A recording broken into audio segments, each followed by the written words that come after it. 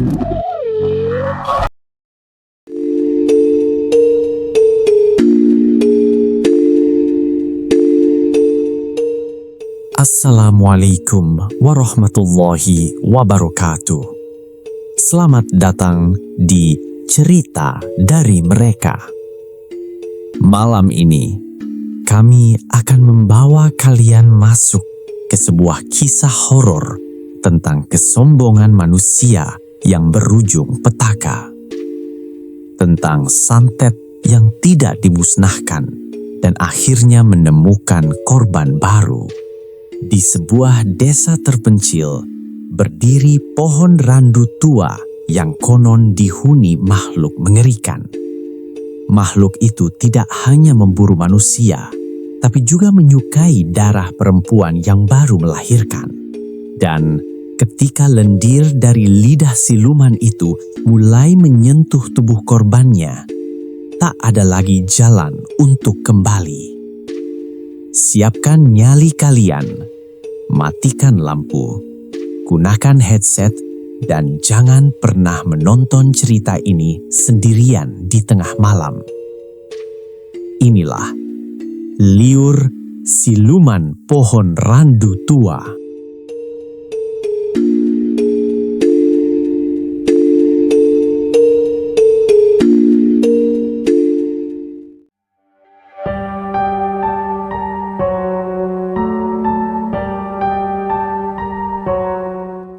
Hujan turun perlahan, membasahi atap rumah Arman malam itu. Suara petir menyambar dari kejauhan, membuat suasana desa terasa semakin mencekam. Di sebuah ruangan belakang rumahnya, yang dijadikan tempat praktek pengobatan spiritual, Arman sedang mempersiapkan berbagai perlengkapan ritual.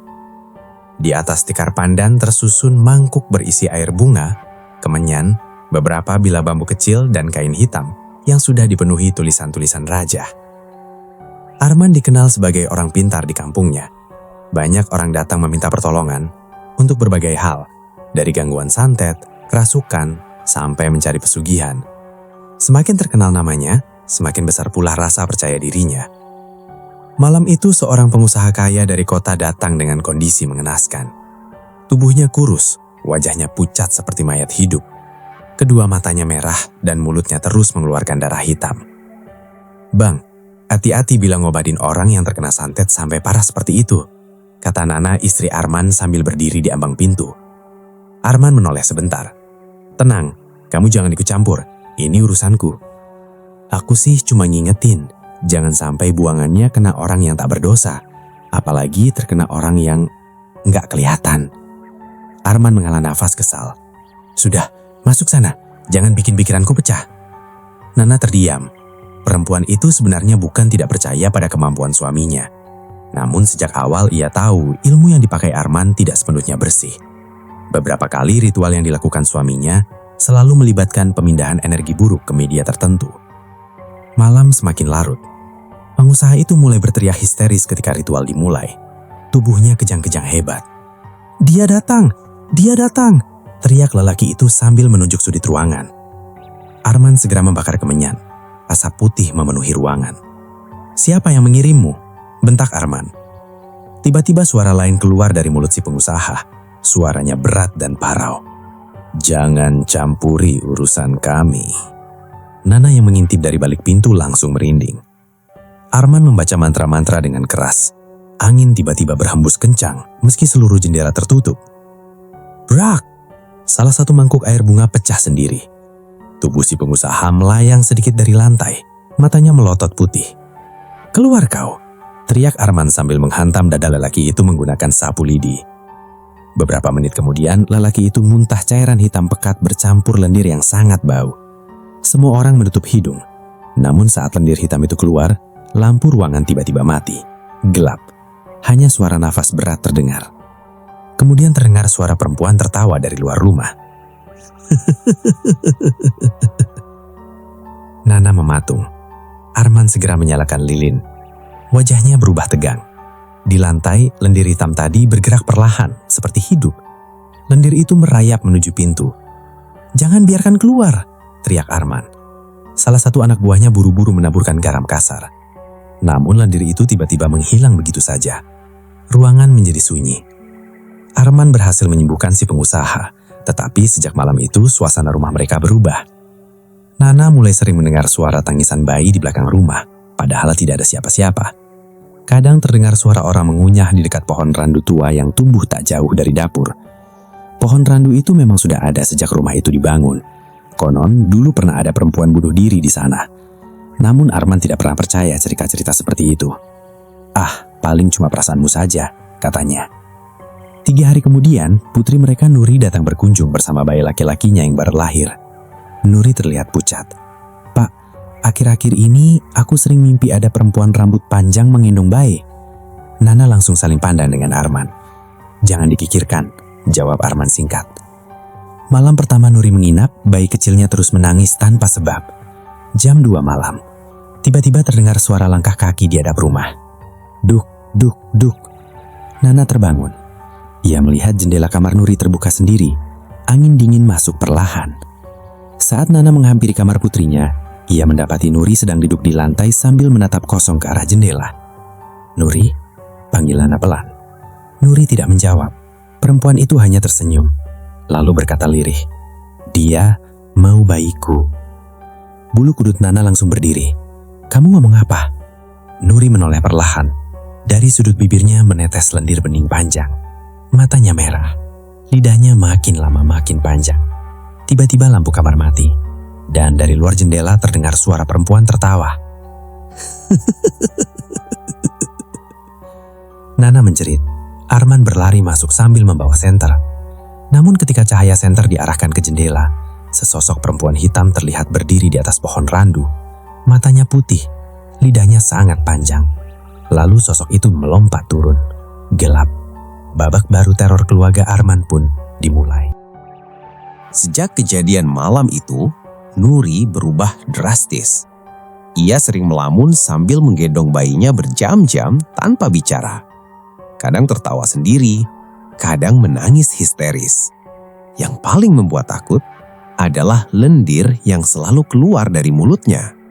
Bukan lendir biasa, warnanya bening kehigauan dan berbau busuk seperti bangkai. "Pak, tubuh Nuri dingin sekali," kata Nana suatu pagi. Arman memeriksa putrinya. Benar, kulit Nuri sedingin es. Padahal cuaca sedang panas. Saat Arman mencoba membaca ayat-ayat pengusir gangguan, Nuri tiba-tiba tertawa keras. Percuma. Suara itu bukan suara Nuri. Berat dan serak. "Siapa kau?" bentak Arman. Nuri mendongak perlahan. "Yang kau buang, kini aku mengambil milikmu." Arman terdiam. Ia mulai sadar, mungkin ini berkaitan dengan ritual santet beberapa hari lalu. Malam harinya, Arman mendatangi seorang kiai tua bernama Bahri. Setelah mendengar cerita itu, wajah Kiai Bahri langsung pucat. "Kamu sudah berbuat kesalahan besar, Man." "Apa maksudnya, Kiai?" "Kau memindahkan santet tanpa memusnahkannya. Energi jahat itu mencari tempat baru." "Tapi kenapa Nuri?" Kiai Bahri menatap tajam. "Karena ada penghuni pohon randu di dekat rumahmu." Arman tercekak. Siluman itu menyukai darah perempuan yang baru melahirkan. Suasana mendadak sunyi. "Kau pernah dengar tentang lendir liur siluman randu?" Arman menggeleng. Makhluk itu bukan jin biasa. Ia hidup di pohon tua yang pernah menjadi tempat kematian tragis. Lidahnya mengeluarkan lendir untuk melumpuhkan korbannya. "Korbannya bisa sembuh, Kiai." Kiai Bahri menghela napas panjang. Jarang." Malam itu, Arman pulang dengan perasaan kacau. Namun teror semakin menjadi. Saat memasuki halaman rumah, ia melihat pohon randu bergoyang keras padahal tidak ada angin. Dari atas pohon, terdengar suara bayi menangis. "Wah, wah." Arman menyorotkan senter dan ia melihat sesuatu. Sesosok perempuan hitam duduk di dahan pohon sambil menjilat lendir panjang dari tangannya. Makhluk itu tersenyum.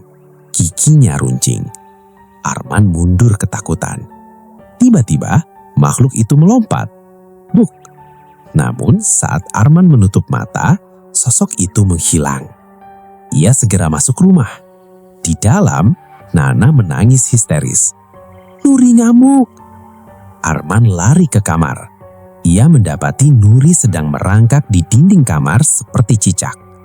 Mulutnya mengeluarkan lendir panjang hingga ke lantai. Bayinya menangis keras di sudut ruangan. "Nuri!" Perempuan itu menoleh. Matanya hitam seluruhnya. "Ayah," katanya lirih.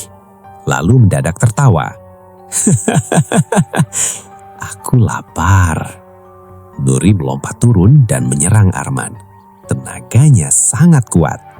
3 orang anak buah Arman sampai kewalahan menahannya. Saat itulah mereka melihat sesuatu yang membuat semua orang ketakutan. Di belakang tubuh Nuri muncul bayangan perempuan tinggi dengan lidah menjulur panjang. Lendir menetes dari lidahnya. Makhluk itu memeluk tubuh Nuri dari belakang. "Dia milikku," bisik suara itu. Arman langsung membaca mantra keras-keras. Namun lampu rumah kembali mati. Dan dari luar terdengar suara pohon randu seperti sedang tertawa. Krak, krak. Semua orang panik. Ketika lampu menyala lagi, Nuri pingsan. Tetapi di seluruh lehernya muncul bekas lendir seperti lilitan ular. Kiai Bahri yang datang beberapa jam kemudian langsung menggeleng. Sudah terlambat. "Apa maksudnya, Kiai?" tanya Nana sambil menangis. Siluman itu sudah melilit jiwa Nuri. Malam semakin mencekam, dan di luar rumah, pohon randu terus bergoyang sendirian.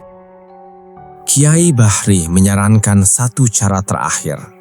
Mereka harus melakukan ritual pelepasan di bawah pohon randu tepat tengah malam. Kalau gagal, tanya Arman, siluman itu akan mengambil nyawa Nuri. Malam Jumat tiba. Langit gelap tanpa bintang. Angin dingin bertiup membawa bau busuk. Di bawah pohon randu, Kiai Bahri menyiapkan sesajen dan air doa. Nuri diikat di kursi bambu karena terus mengamuk. "Lepaskan aku," teriaknya. Suara itu bercampur dengan suara lain yang menggeram. Bayi Nuri dititipkan ke tetangga.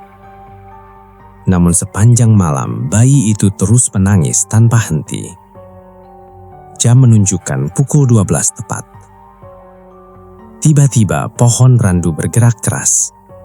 Daunnya berguguran.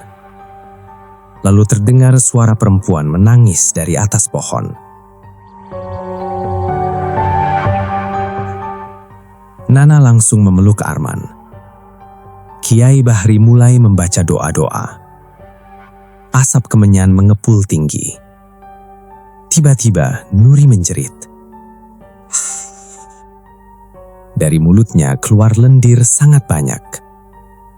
Lendir itu bergerak seperti hidup, merayap ke tanah, lalu membentuk tulisan aneh.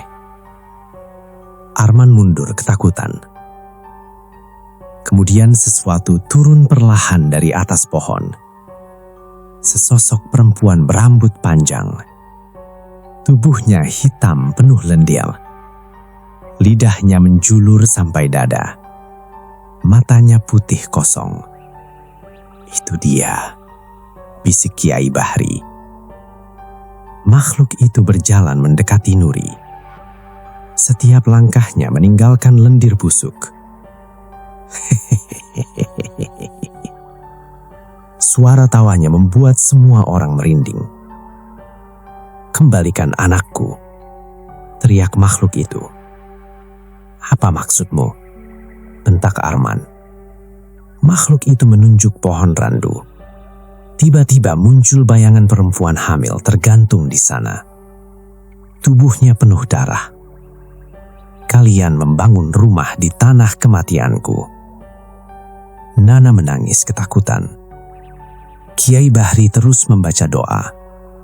Namun makhluk itu tiba-tiba marah. Angin berputar kencang. Pohon randu bergoyang hebat. Rak! Salah satu dahan besar jatuh. Anak buah Arman berlarian panik. Lalu makhluk itu membuka mulutnya sangat lebar. Lendir hijau menyembur ke arah Nuri. Tubuhnya kejang hebat. Lendir itu melilit tubuhnya seperti ular. Kiai Bahri mencoba menyiram air doa. Namun makhluk itu menjerit keras. Suaranya memekakkan telinga. Tiba-tiba Kiai Bahri terpental beberapa meter. Mulutnya mengeluarkan darah. Tidak mungkin. Namun makhluk itu tertawa semakin keras.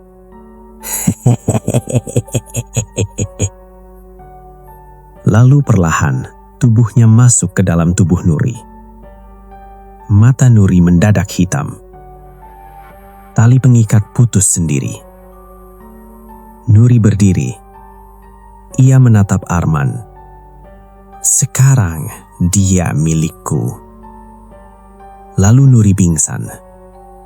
Ritual malam itu gagal total. Dan sejak saat itu, kondisi Nuri semakin mengerikan.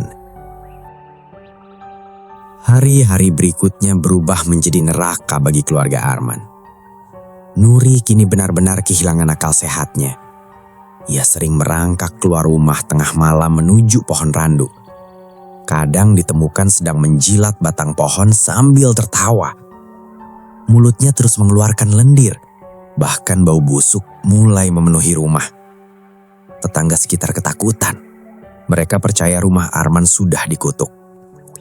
Suatu malam seorang tetangga melihat Nuri berdiri di tengah jalan sambil menggendong sesuatu. Namun saat didekati, ternyata yang digendong hanyalah gumpalan akar pohon penuh lendir. "Ini bayiku," kata Nuri sambil tersenyum. Keesokan harinya bayi asli Nuri jatuh sakit. Tubuhnya panas tinggi. Di leher bayi itu muncul bercak hijau seperti lendir. Nana histeris. "Jangan sampai cucuku juga diambil." Arman semakin putus asa. Ia mendatangi banyak paranormal. Namun semuanya menolak. "Maaf, saya tidak sanggup. Makhluk itu sangat tua.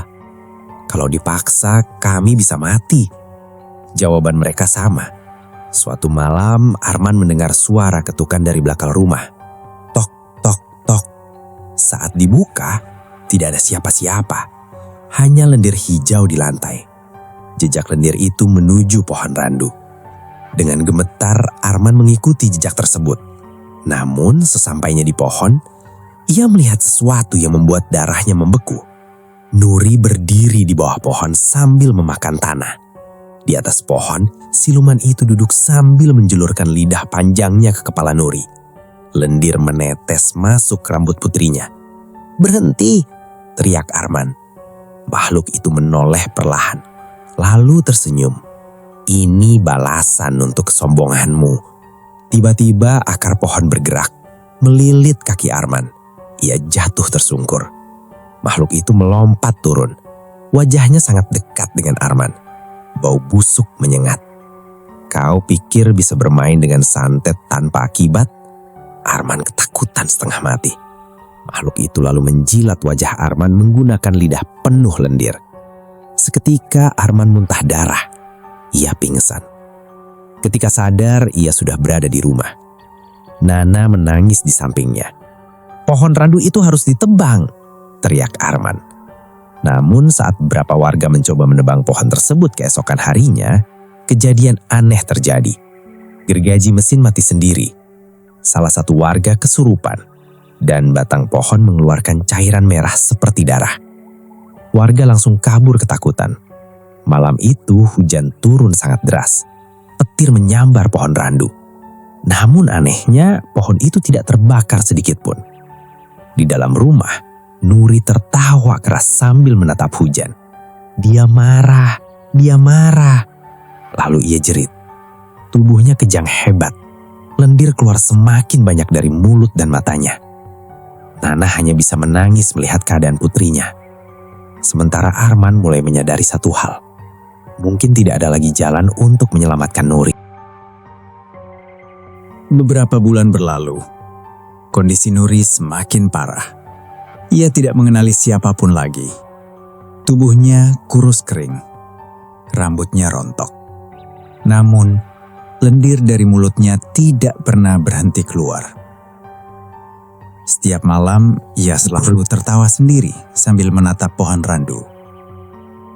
Kadang terdengar suara perempuan lain tertawa bersamaan. Warga sekitar mulai menjauhi rumah Arman. Anak-anak dilarang bermain dekat sana. Konon, beberapa orang melihat sosok perempuan hitam bergelantungan di pohon randu setiap malam Jumat. Arman berubah total. Ia berhenti membuka praktek pengobatan. Wajahnya selalu murung. Rasa bersalah menghancurkan hidupnya. Suatu malam, ia duduk sendiri di teras rumah. Hujan rintik turun perlahan. Tiba-tiba terdengar suara langkah kaki. Duk, duk, duk. Arman menoleh. Nuri berdiri di halaman. Pakaiannya kotor penuh lumpur. Mulutnya dipenuhi lendir. "Ayah," katanya lirih. Arman mendekat perlahan. "Nuri?" Putrinya tersenyum. Sesaat Arman berpikir Nuri sudah sadar. Namun tiba-tiba suara lain keluar dari mulutnya. "Aku tidak akan melepaskannya." Angin mendadak dingin. Pohon randu bergoyang keras. Dari atas pohon terdengar suara tangisan bayi. Nana keluar rumah sambil menangis. "Sudah, cukup." Namun Nuri tertawa keras. Lalu ia merangkak menuju pohon randu. Tubuhnya bergerak tidak wajar.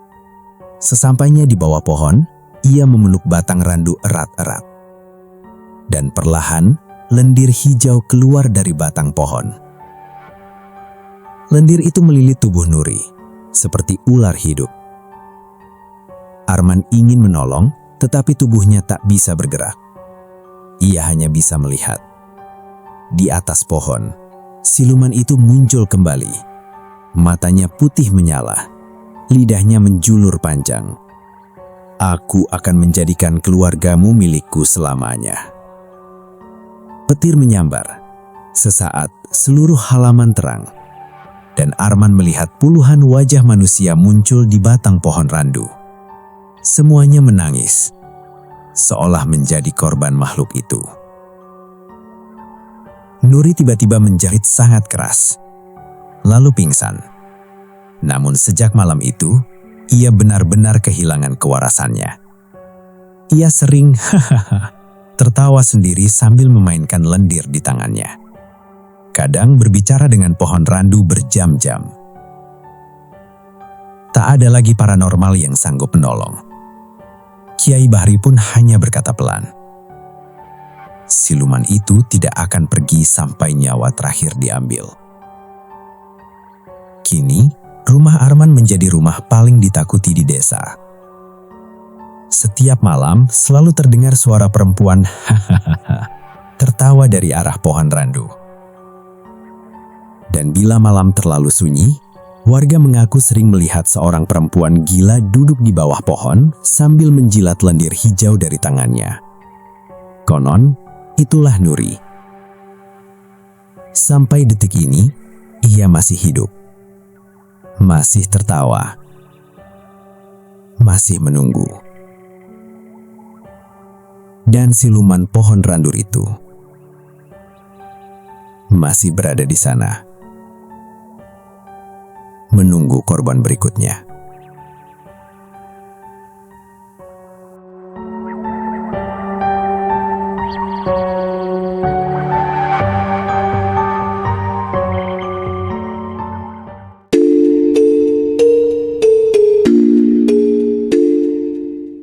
Begitulah kisah mengerikan tentang liur siluman pohon randu tua.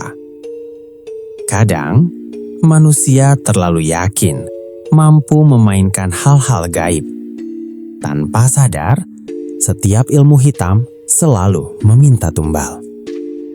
Menurut kalian, apakah siluman pohon randu itu benar-benar ada?